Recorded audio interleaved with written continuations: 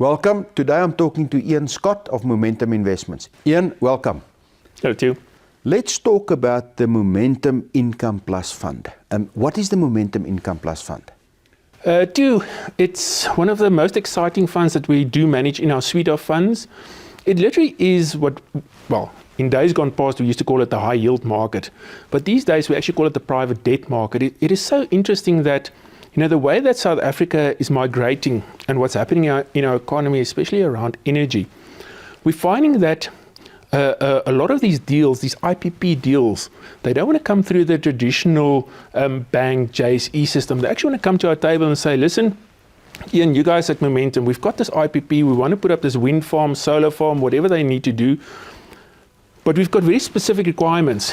Won't you come and do a deal with us in terms of, won't you fund us for the next 3, 5, 7 or 10 years and, in whichever interest rate profile we want to do it, we'll do a deal. We get the legal guys together and say, look, let's put the deal on the table. We get everything sorted and let's do the deal. And there's a huge saving for, let's say, the IPP guys, because you don't have to have all the listing requirements from the JSE and all the costs and get a credit rating, and because those are expensive things, right? And we can do a lot of these deals. And I think the important part for the investor out there is to understand that if we sit as retail investors, we always say, well, we hear about IPPs and these big deals being done, but how do I as an investor actually get access to it and exposure to this renewable wave that we're going through, if you want to call it? Now, the Income Plus is one of those avenues. There's obviously other avenues as well. We're actually taking these bulk deals, we package it in these funds, and we say to our investors, look, if you put in your 200, 300, 500 Rand a month, you can actually have exposure to these things and contribute to the revolution that's happening in South Africa. So we think it's a very exciting space.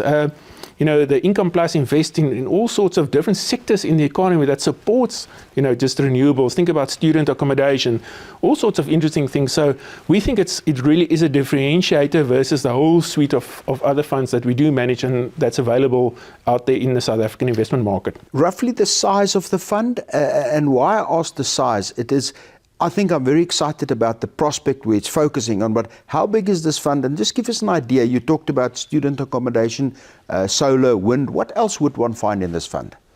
Well, typically, so let's start. It's about a 9 billion Rand fund, so we can write very decent checks to these IPPs because typically these guys, they don't want to come to 100 investors and do 100 roadshow presentations to get 5 and 10 million here.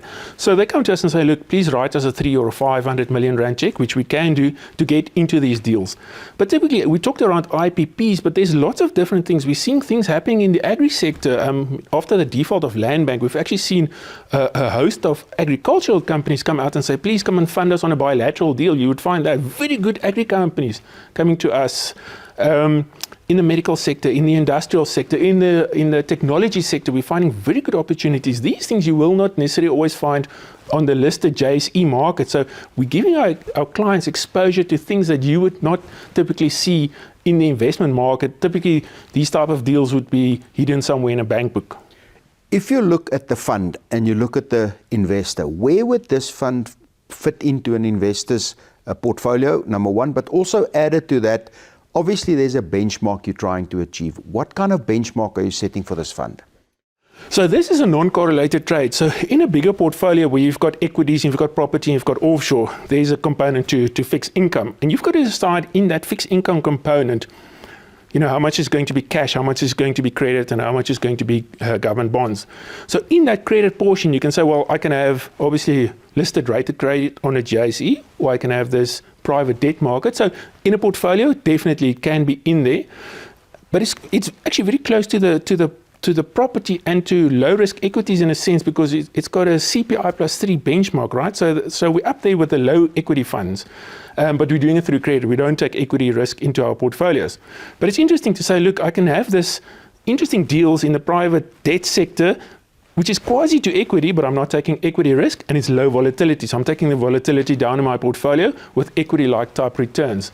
But yes, minimum investment horizon is probably about 3 years, so it is a longer term investment. It's not a in and out, because you can work out when we do these private deals, we keep them until maturity. We can't sell them in the open market that easily. So we do take a certain term risk on these assets, but the real risk that you have on them is default risk, which we think is pretty low in the fund. because it's a fund and that's managed.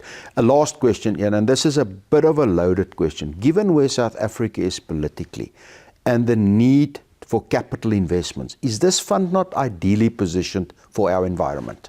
Absolutely, and we're seeing huge upside potential if we think what could happen with the infrastructure revolution in South Africa, energy revolution coming, because those are typically going to be the sectors that this fund is going to invest in. So, we don't know what's going to happen to rail and to ports and Transnet.